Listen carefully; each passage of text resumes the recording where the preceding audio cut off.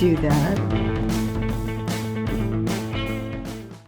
Why hide glue? How do I use it? I get a lot of questions about hide glue. Technically speaking, it's a protein or animal-based product that's easily reversible. In other words, if you need to make repairs on it in the future, heating the area with the glue will quickly unbind the properties to make it liquid again. Believe it or not, hide glue has been around since about 3300 BC, and some report it could go back to 7000 BC through evidence that these civilizations boiled animal extracts. So yeah, it's an old process. Let's look at this 1930 to 1940 Dutch-influenced East Lake china cabinet. It's a gorgeous solid wood piece covered with walnut veneers. I have some loose edge veneer and completely missing veneer here that I have to deal with. First, I'll secure the loose veneer. Then I'll tackle the missing veneer with new pieces.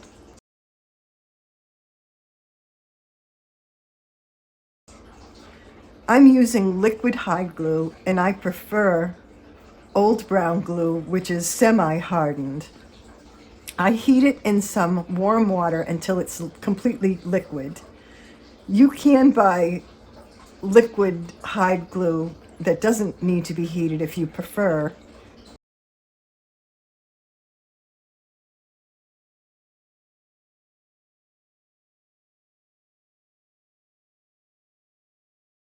I've clamped it gently and left it overnight.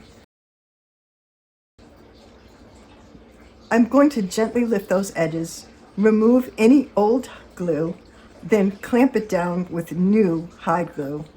The good thing about using hot hide glue is if there is any leftover glue under that veneer, it will also melt and bond with the new hide glue. This won't happen with synthetic glues. I'm assessing the rest of the edges and placing the glue on loose pieces that I find. A lot of these small missing pieces I'm going to repair with putty. I'm making this decision based on the shape of the substrate wood under the veneer and how likely I would be able to make a lasting repair. And that's why I chose putty on those other edges. Now I will work on the missing veneer. I wish I had a thin walnut veneer available, but the only one I have is a thicker mill, and that's why I'm opting to use mahogany. I'm holding up the mahogany to assess the comparison of the grains, something that is more important to me than color matching at the moment. Mismatched grain will stick out more to me than the off color will at first glance, and I can always recolor it and do color correction. For this application, I decided to alter the top part of the piece to match the edge where the groove is.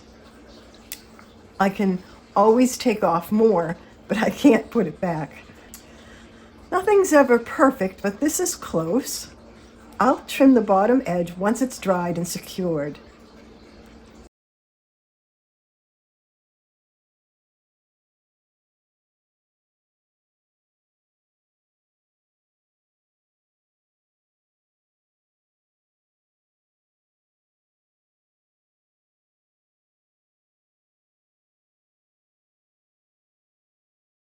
Although I'm not staining this particular piece, if I was staining it, I would be able to bring the mahogany very close to the color of the walnut, believe it or not, because they both have a lot of warmth.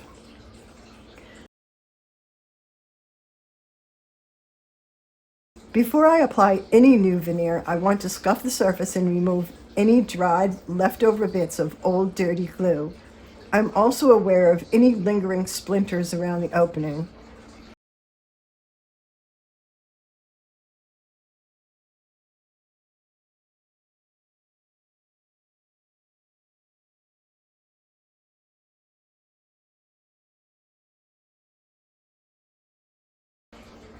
I apply new hide glue on the surface as well as on the bottom of the new piece of veneer. I can wipe the rest of the glue off with some water. That's another good thing about hide glue. as it wipes off so easily, and it's less likely to affect any application of stain you might be using after. Unlike regular glue, or I should say even wood glue, which if it gets in the pores of the grain, it's going to affect the color of your stain. And I'm sure you've had that happen. It won't happen with hide glue because it wipes off so easily.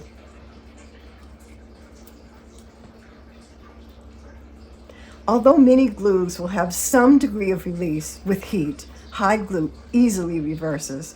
This makes it much easier to make repairs without compromising the wood around it, which is a factor because regular synthetic glue can remain so hard that it will eventually break down the wood around it. We don't want this, especially in antique or even vintage pieces.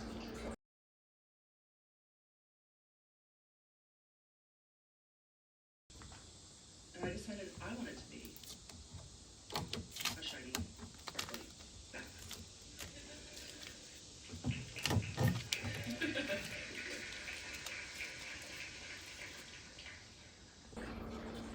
Okay, so now I want to work on trimming that new piece of veneer. It feels good and secure. I'm starting out by using a chisel to remove the excess. But I think my chisel isn't sharp enough, so I'm grabbing a pair of scissors to make some edge cuts. This way, I'm less apt to make a mistake and shear it too much.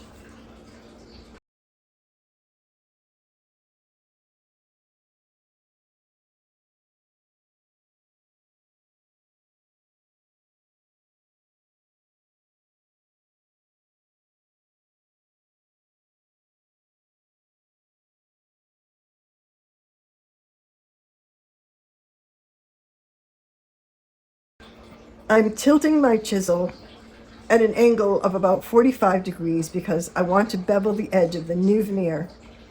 If I bevel it, it will help prevent pulling it off in the future when someone wipes over it with a cloth or even bangs into it.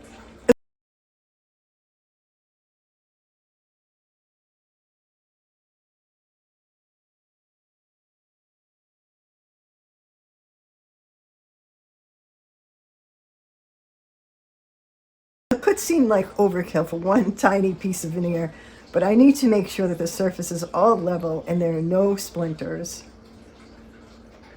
You will probably be shocked or not, but I did not technically restore this china cabinet. I opted to update it with paint after making all of my repairs, which I made purposely knowing I was going to paint it. No one wanted this cabinet and it was headed for the landfill. It was dropped and broken when I got it. And I'm going to tenderly make her beautiful again. If you're interested in how I finally finished it, I'll link the video at the end of this one, and I'll also stick it down in the text so you can click on it and easily watch that video and see how I did the entire process. For now, let's take a look back about hide glue.